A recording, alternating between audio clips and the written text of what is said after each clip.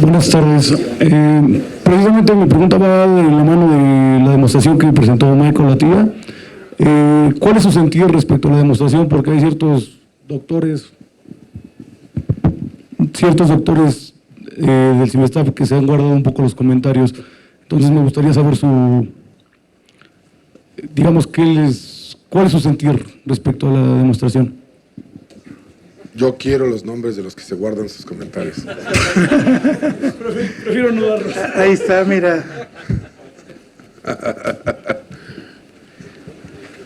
¿Vas tú primero o voy yo? Yo voy a decir algo muy breve. Básicamente, yo creo que es una prueba matemática, un intento, ¿no? Como ha habido otros. Según entiendo, el consenso es que todavía no es.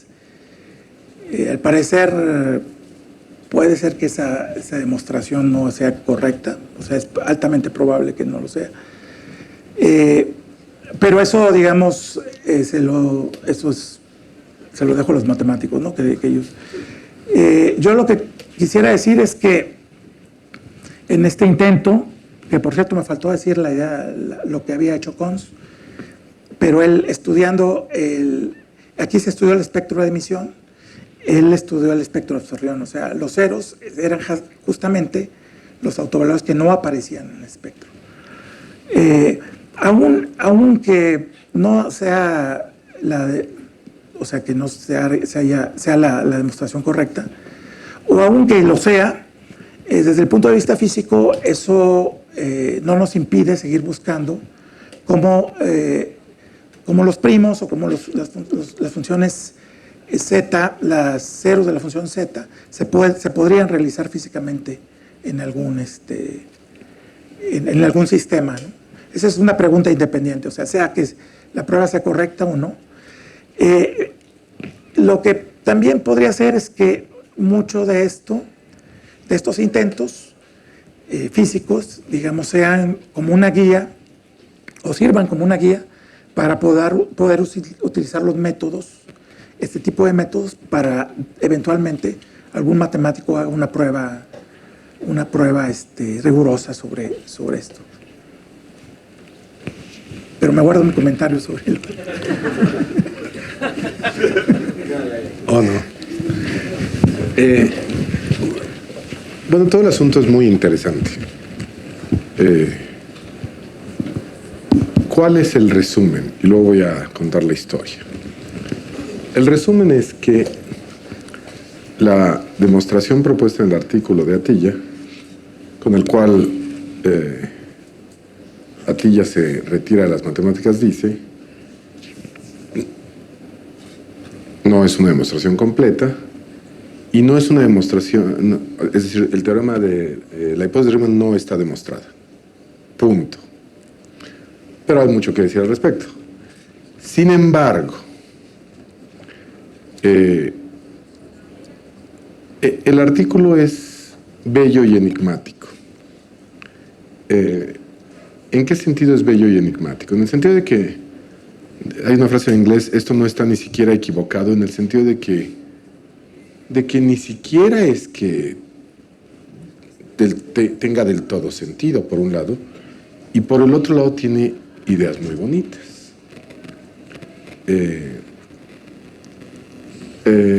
Los últimos dos artículos de Atiyah, en mi opinión, son una hermosa obra literaria, pero no matemática. Sir Michael Atiyah pues tiene 90 años y les recomiendo enormemente una entrevista que ofreció hace un año, que está en YouTube, y que habla de toda su vida biográfica, personal y matemática. Él es sin duda uno de los más grandes matemáticos de todos los tiempos. Yo recuerdo cuando era estudiante doctoral, en los 90s, que prácticamente 70% de mi doctorado consistió en tener los trabajos completos de Atiyah en mi escritorio, muchos volúmenes gruesos, bellos, que antes tenías que sacarlos de la biblioteca y reservarlos, y que ahora están ampliamente disponibles en ciertos sitios de internet. Para esa cámara, no es cierto. Entonces, yo recuerdo todos estos volúmenes, y yo leyéndolos en asombro absoluto del 1, el 2, el 3. El trabajo era deslumbrante, es una obra maestra monumental, una catedral. Hay tantos artículos clásicos ahí, de enorme belleza. No podría sino recomendar que los leyeran. Desde el primero, de los primeros que calcula los haces vectoriales sobre las curvas elípticas, deslumbrante, ¿no? Que era un muchachito, hasta los de enorme madurez, de la solución de las ecuaciones ADHM, increíble, asombroso, el teorema del índice en medio, que es su obra maestra, su opus magnum. El teorema del índice de Atiyah-Singer, por ejemplo, que está conectado con toda su obra, es como el vértice central de toda la obra de Sir Michael Atiyah, es una profundísima generalización de la fórmula de Riemann-Roch. Riemann inició el estudio de lo que se llaman variedades, en dimensiones 2 complejas y en dimensiones superiores. Es increíble. Riemann es increíble, Atiyah es increíble. Riemann tenía que hacer, hizo su tesis doctoral bajo la dirección de Gauss. Y entonces, después tiene que hacer otro examen que se llama una habilitación. Y tradicionalmente la habilitación era alguna extensión del trabajo doctoral.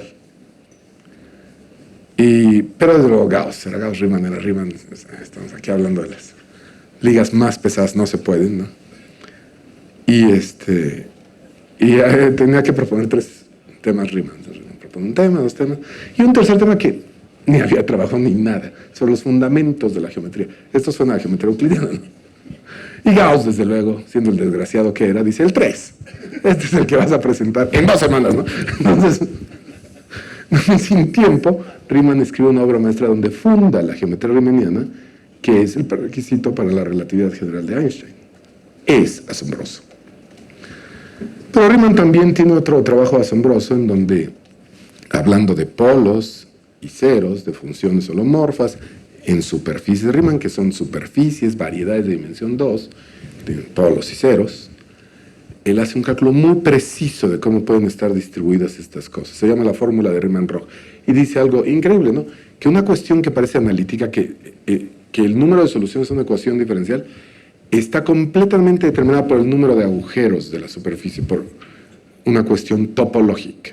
Es un teorema asombroso.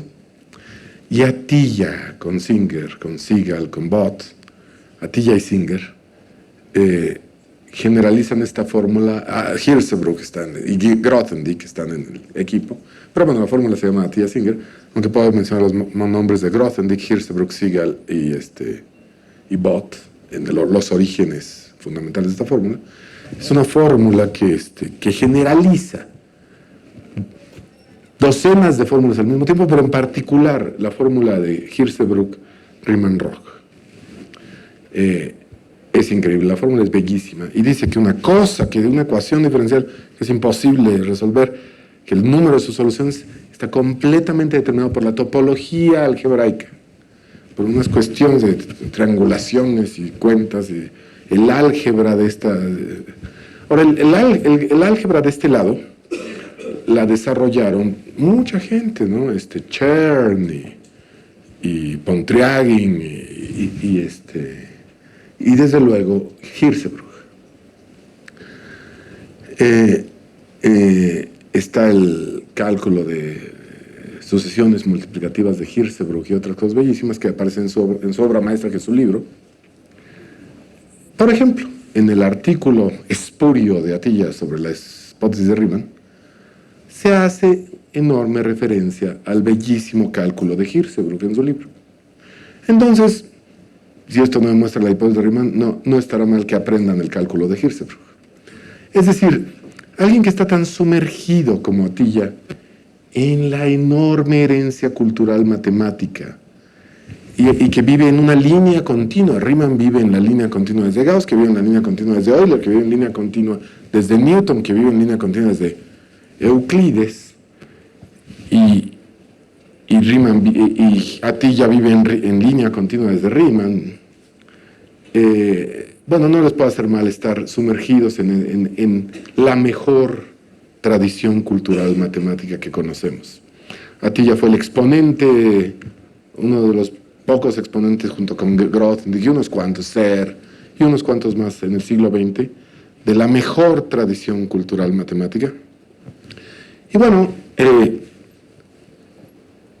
si ven la entrevista que hizo el año pasado, este artículo es tentativo, probablemente quizás está erróneo, quizá tenga alguna idea para alguna demostración futura del impuesto de Riemann, pero de cualquier manera, hasta este artículo de Atiyah los va a sumergir en la mejor tradición matemática, en la mejor tradición cultural matemática que existe. Entonces, pero además, si yo pudiera dar otra charla, ¿verdad? En 40 minutos, explicaría qué partes de la idea de Atiyah no parecen descabelladas y pudiese que, ¿por qué no? Ha habido muchos intentos, como dice Hugo, por demostrar el poder de Riemann. Todos tenemos nuestro intento secreto por demostrar el poder de Riemann, que no le confesamos a nadie. Y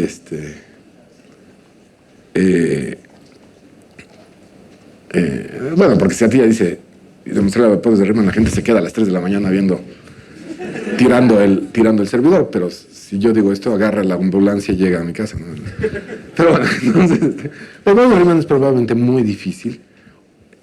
Más cae un hablador que un cojo, pero yo quisiera creer que está al menos a 50 años de distancia, al menos. Yo quisiera decir que está al menos a 50 y a lo más a 100 años de distancia. Entendemos mucho mejor cada vez esta pregunta, por todo tipo de ángulos, matemáticos, de toda índole. Yo no dudaría en apostar a que es cierta todo el dinero de la casa, ¿no?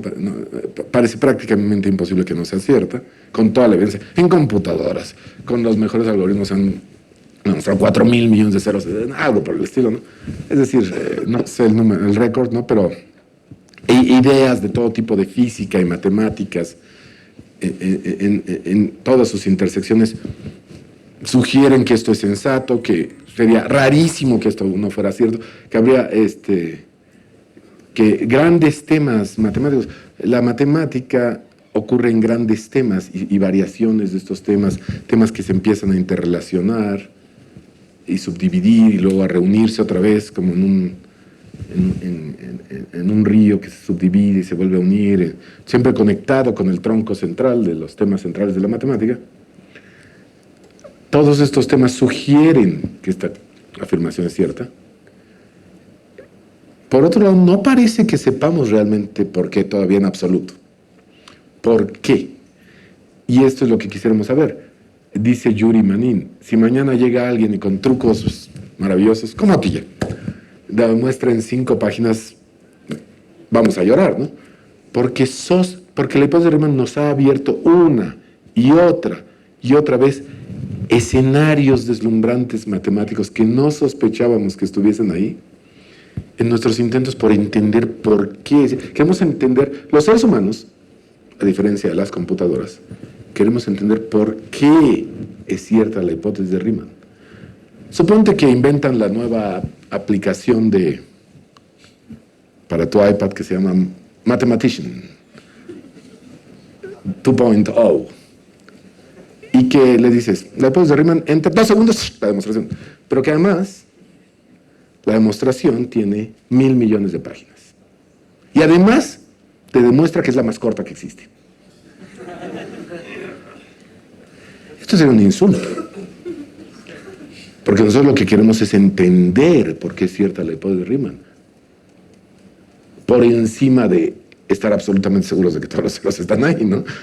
Está bien saber que todos los ceros están ahí, pero si mañana alguien con trucos ingeniosos la demuestra en 50 páginas, todos van a decir, qué bien, toma tu vulgar dinero y aléjate de mí. y aléjate de mi vista. Sin embargo, si alguien logra descubrir nuevas vistas matemáticas que interconecten los temas tradicionales y esto explique en una narrativa humana por qué la hipótesis de Riemann es cierto, a esto te daría gloria eterna. Esto probablemente va a tomar tiempo, paciencia y honestidad y sinceridad. Nadie, es mucho más fácil, muchachos, ganar 100,000 o $1,000,000 de otra manera. Este no es el punto. El punto es que los seres humanos queremos entender. ¿Entendemos después de lo que hizo el gran Michael Atiyah? No, todavía no entendemos. ¿La demostración es correcta? Probablemente no. ¿Esta es una idea que puede contribuir a una demostración? Quizá. Ni siquiera podemos descartar eso. La matemática es eterna y absolutamente sorprendente todo el tiempo y nunca se sabe de dónde viene la siguiente idea. De un muchacho de 15 años o de un hombre de 90 o de una adolescente de 17. Nunca se sabe de dónde viene la siguiente idea que nos abre vistas sorprendentes. Pero probablemente estas ideas van a tener que ser tremendamente originales, muy honestas y muy profundas y simples. Pero en dos palabras, no sabemos nada todavía. Esa es la respuesta corta.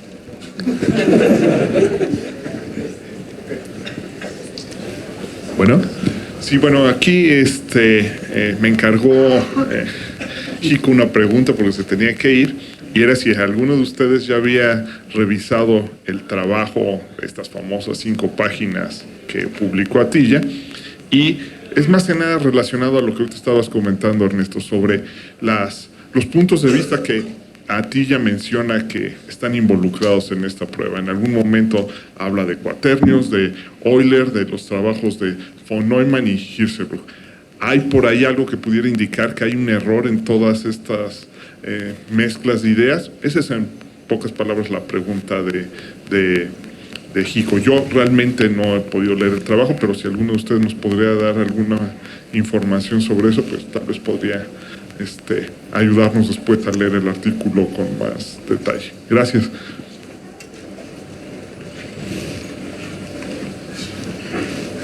Bueno, yo he visto este paper y, como dice Ernesto, es un trabajo profundo.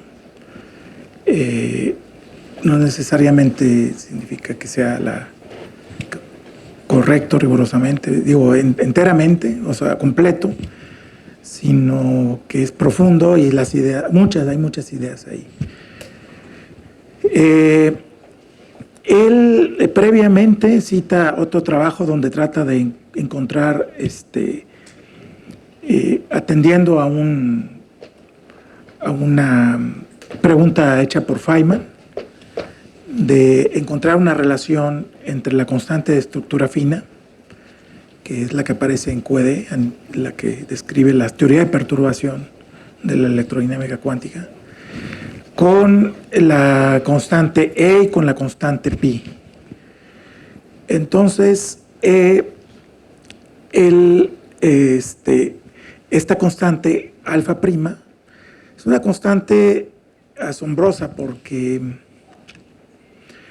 da la interacción, es una constante sin dimensiones, es E cuadrada sobre 4pi h barra c.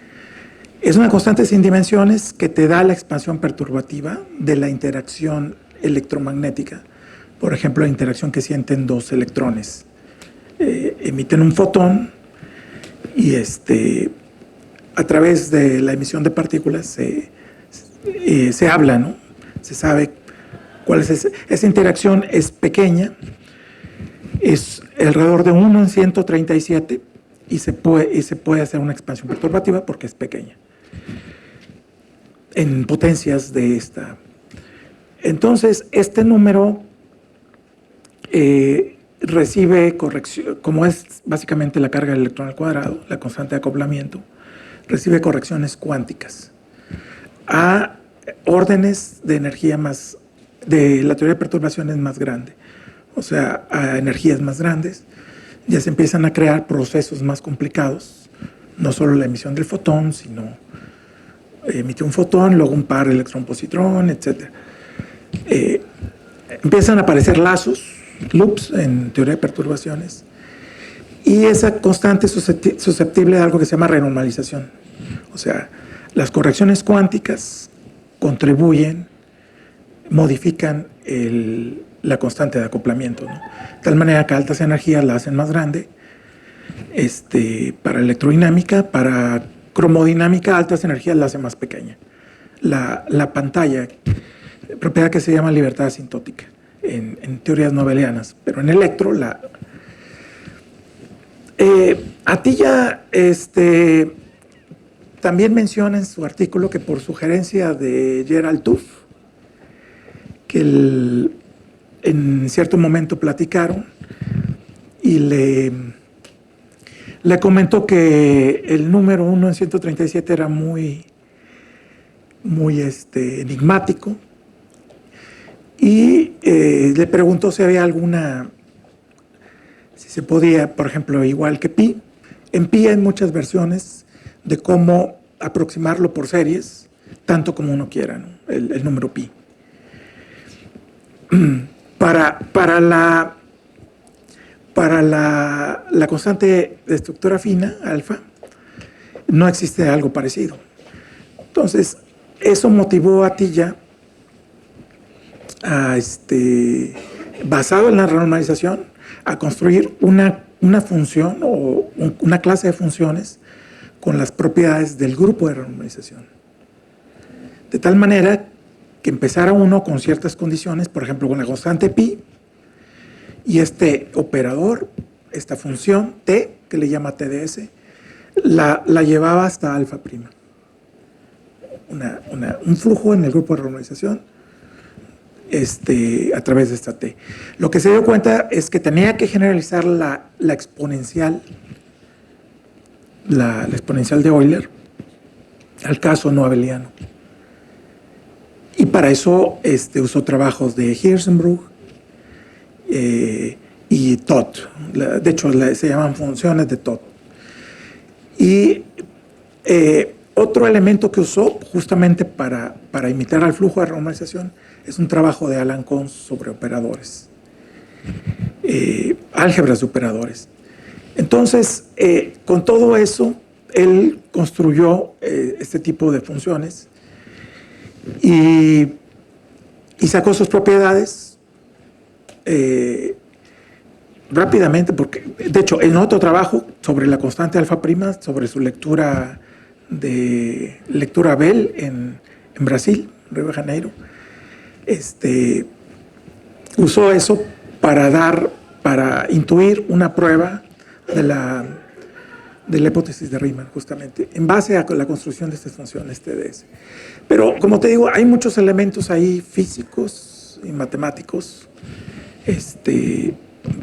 que los entremezcla de una manera profunda, que, como mencioné Ernesto, yo siento que tendremos que entender mejor, comprender, porque a lo mejor, si bien no es una prueba completa, sí es la punta del iceberg para desarrollar, y posiblemente lleva a la conjetura de Poincaré, a la hipótesis de Riemann, posiblemente no, pero mucho se va a aprender de eso, yo pienso. Los dos artículos, el primero y el segundo. El primero es una maravillosa cuento nabocoviano o borgiano de alguien que sabe una cantidad enorme de matemáticas y que está escribiendo una obra literaria, no matemática. De hecho, la fórmula que escribe para la constante de estructura, si la verificas en matemática, no da el valor. Entonces no hay ninguna afirmación matemática precisa, ni equivocada, ni correcta en todo el artículo. Pero cualquier estudiante que lo leyera y se pusiera a tratar de entender todos los términos que usa, yo lo acepto al posgrado, ¿no? Quiero decir, si conoce todos estos términos y entiende todos los términos que usa el artículo. No es una lectura inútil. Es una obra puramente literaria. La de Leopold Riemann es un poco diferente. Tiene algunos detalles. Hace algunas afirmaciones que son fantásticas sobre una función T. Y sin embargo, esto tiene un poco más de sentido matemático. Si uno lo piensa con calma y con la mente abierta, se da cuenta de que puede haber algún enfoque que tuviera alguna semejanza. El primero es totalmente, digamos, surrealista, el primer artículo. El segundo artículo es más contenido, es otro tipo de literatura. Todavía no es matemáticas, pero nuevamente, cualquier estudiante que supiera todos los términos que se incluyen en la segunda publicación estaría perfectamente preparado para empezar investigación en todo tipo de temas. Entonces, no son lecturas inútiles. No, se deben leer en el sillón con un té antes de dormir, no en una mañana emocionante, ¿no? Pero son trabajos literarios muy curiosos. Uno se pregunta, ¿cuál es el mensaje a la comunidad matemática que estos trabajos emiten? Y para esto les recomiendo un libro de filosofía musical que escribió el pensador Edward Said, que era un discípulo intelectual de Teodoro Adorno. Teodoro Adorno estaba obsesionado en algún momento de su vida con la etapa tardía musical de Beethoven, cuando ya era muy grande. Y como en cierto sentido, voy a parafrasear, Adorno lo dice mucho mejor, Beethoven decide dinamitar la tradición musical cultural occidental en sus últimos trabajos, incluida la novena. Adorno era un experto en música y en filosofía de la música. Edward Said y crea un concepto que se llama estilo tardío, late style. Edward Said escribe todo un libro que se llama On Late Style, sobre el estilo tardío, en donde habla de cómo muchos creadores, hacia el final de sus carreras, adquieren un estilo explosivo, en donde deciden dinamitar las tradiciones. Y como carreras enteras, como la de Teodoro Adorno, se pueden interpretar como el estilo tardío de toda una civilización antes de las guerras mundiales. Entonces existe el concepto filosófico en música de estilo tardío, y sospecho que estos trabajos son un ejemplo de estilo tardío en la tradición matemática, en donde quizá Atiyah decide dinamitar las convenciones y librarse, pero no cometan ningún error. Atiyah es un genio matemático. Que estos trabajos particulares, estos 4 trabajos, la 6 esfera, el teorema de Fay-Thompson, la estructura fina y la hipótesis de Riemann, sean ejemplos literarios de estilo tardío explosivo y que solo nos dejen preguntándonos sobre qué mensaje nos dejan a la comunidad matemática y sus costumbres sociales y sus fallas como comunidad.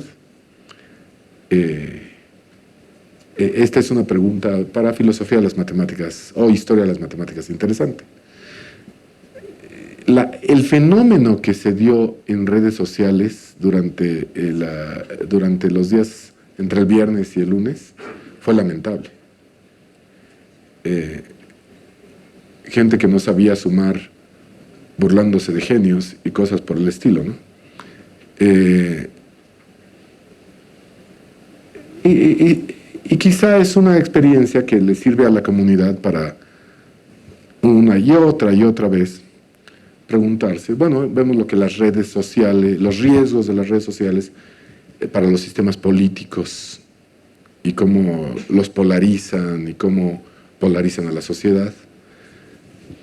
quizá también este es un ejemplo para historiadores de la comunidad matemática de cómo las redes sociales pueden fracturar una comunidad que tradicionalmente fue muy respetuosa y muy elegante y muy educada. Si alguien proponía alguien tan distinguido proponía una demostración para el poder de Riemann, lo único que la gente respondía es está bien o está mal, y ya. No hacían comentarios de mal gusto. Y los líderes de la comunidad se han comportado bien en general. Algunos, como John Baez, diciendo claramente, pues esto está mal. Y otros diciendo respeto demasiado a Sir Michael Atiyah para hacer ningún comentario. Y sin embargo, estos 4 artículos son un ejemplo quizá literario de late style en el sentido de la obra de Edward Said y de las ideas de Teodoro Adorno, trasplantado de la música a la matemática. Ok. Bueno, 2 preguntas más y cerramos. Hola, ¿qué tal? Bueno, mi pregunta va más enfocada a lo que sería aplicación. Y suponiendo que hipotéticamente ya un genio matemático como Michael Atiyah o quien sea demuestra la hipótesis de Riemann, ¿qué tan cierto, qué tan probable es que este hecho le pegue a la seguridad digital, o sea, criptografía? Por ejemplo, con el doctor, en la segunda participación mencionaron el cifrador RCA, en donde prácticamente solamente agarran 2 números primos enormes, los multiplican y ya tienen este número primo nuevo, este número nuevo, que sirve para firmar digitalmente o cifrar algún mensaje. Pero bueno, o sea, yo quisiera saber qué tan cierto es que una vez demostrada la hipótesis, sea probable que tengamos que evolucionar en la seguridad digital. Gracias. Muy bien. Yo mencioné que el proceso de factorización en la computadora clásica requiere mucho más bits que de 1000 a 80 en la computadora cuántica. Y justamente lo que no mencioné fue tu pregunta. O sea, se puede crear ciertamente algoritmos para generar los primos y teniendo un poco de suerte, también los ceros de la función z. Pero este algoritmo funcionaría, o sea, sí se puede hacer. Y el punto es que no probaría la hipótesis de Riemann. O sea, no será una prueba de la hipótesis de Riemann. Serviría únicamente como falsificación. O sea, la posibilidad de encontrar un cero que no esté en la línea un medium así, n. O sea, que estuviera fuera de la línea. O sea, con uno que encuentres que está fuera, ya la hipótesis de Riemann no es verdadera. O sea, serviría para falsificar, en dado caso, de manera con ese algoritmo cuántico, pero no para una prueba, y mucho menos para entender en el sentido que mencionó Ernesto. Entonces, no están muy relacionados o sea, no hay la seguridad, pruébese o no la hipótesis de Riemann, de esta forma, no se modifica. O sea, a nivel cuántico, claro, o sea, habría que establecer criterios de seguridad en una computadora cuántica, que ya los hay, ¿no? Pero no tiene mucha relación una cosa con la otra.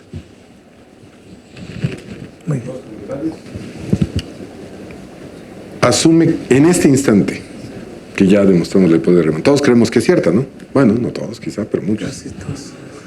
Nada cambió, la seguridad sigue siendo la misma.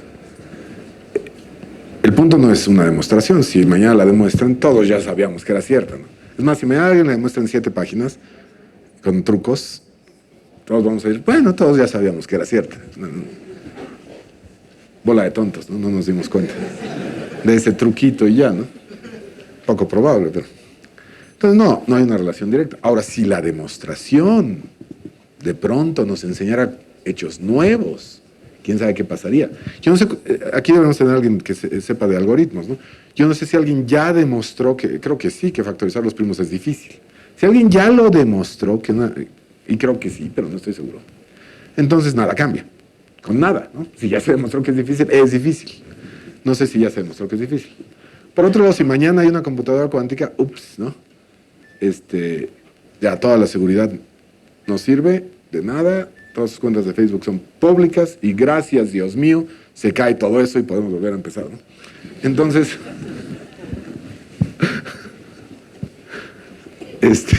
sería maravilloso que mañana se cayera RSA, ¿no?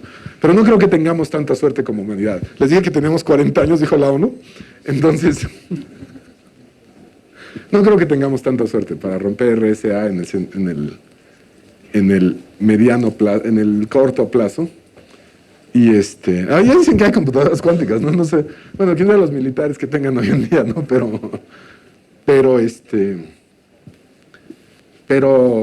bueno, al menos para las computadoras clásicas es difícil y podría haber, ahí sí ya es física, uno nunca sabe, algunas bellas leyes de la física que dijeran, y sí, una computadora cuántica ideal los factoriza, pero las de veras no pueden por esto.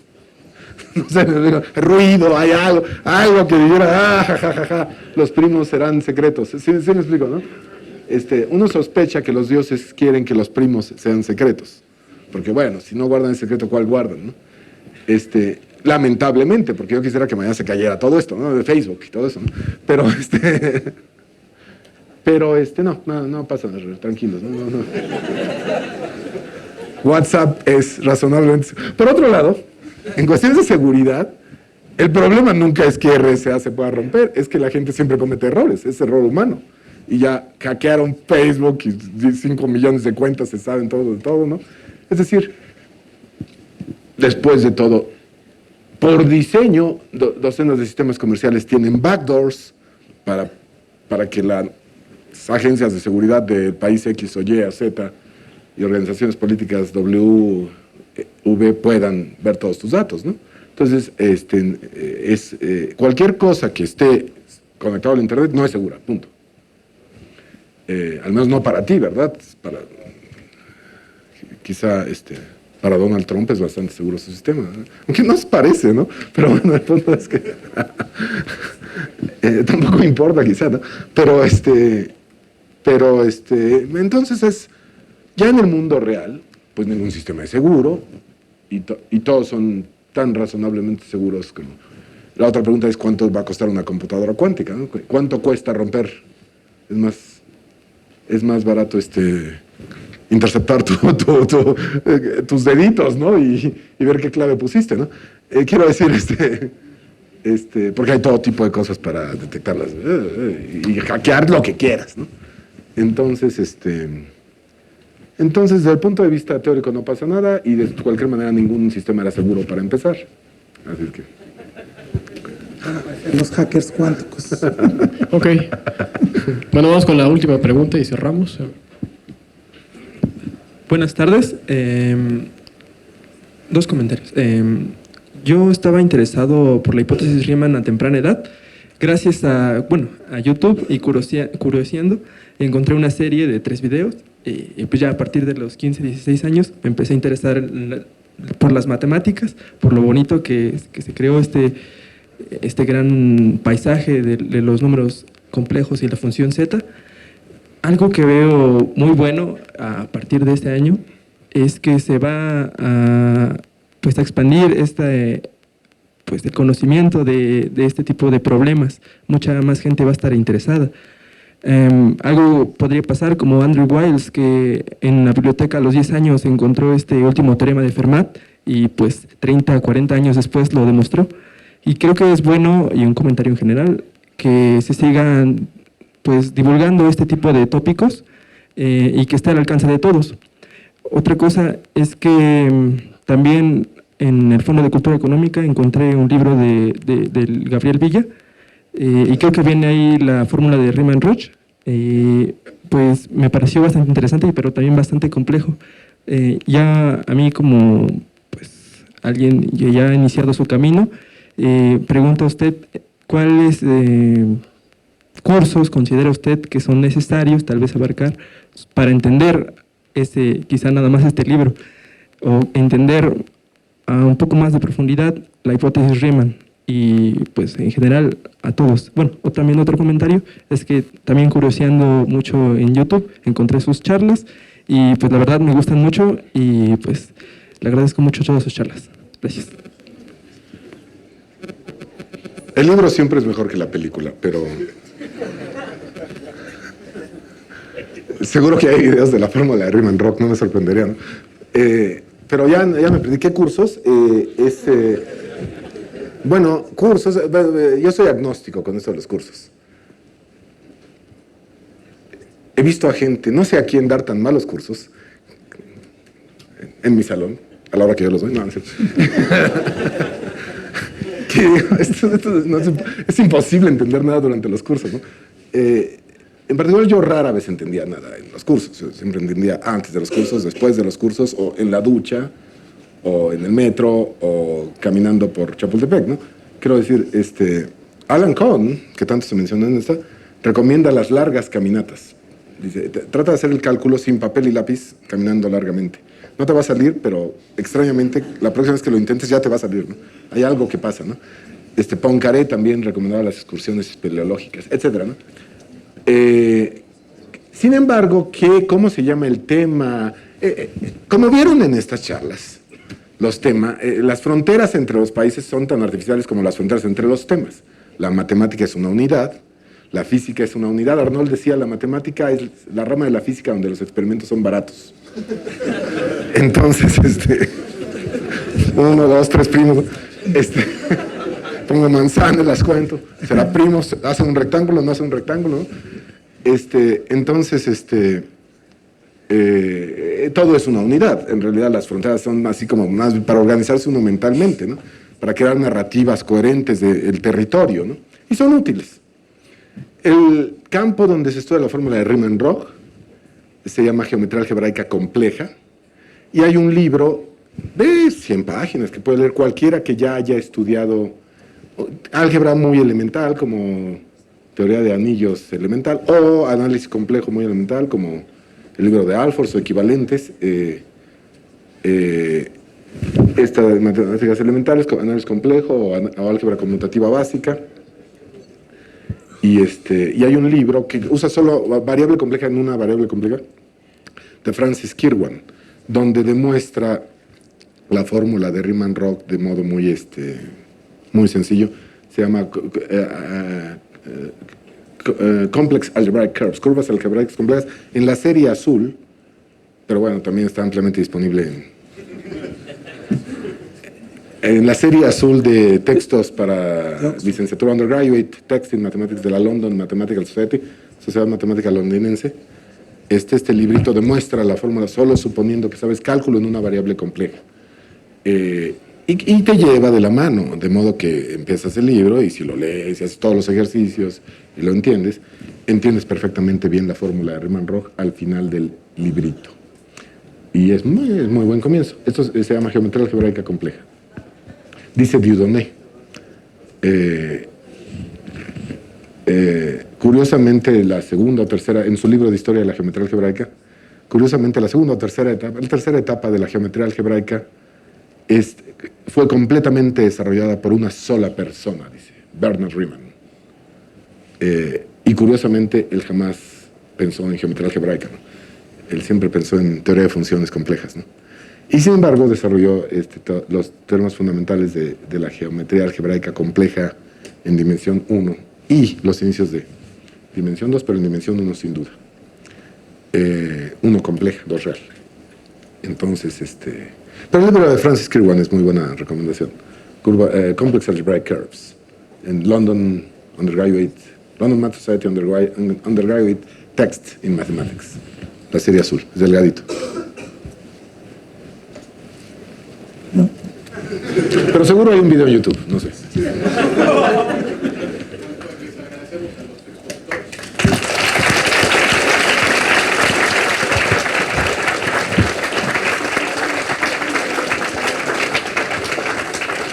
Gracias a todos por su asistencia.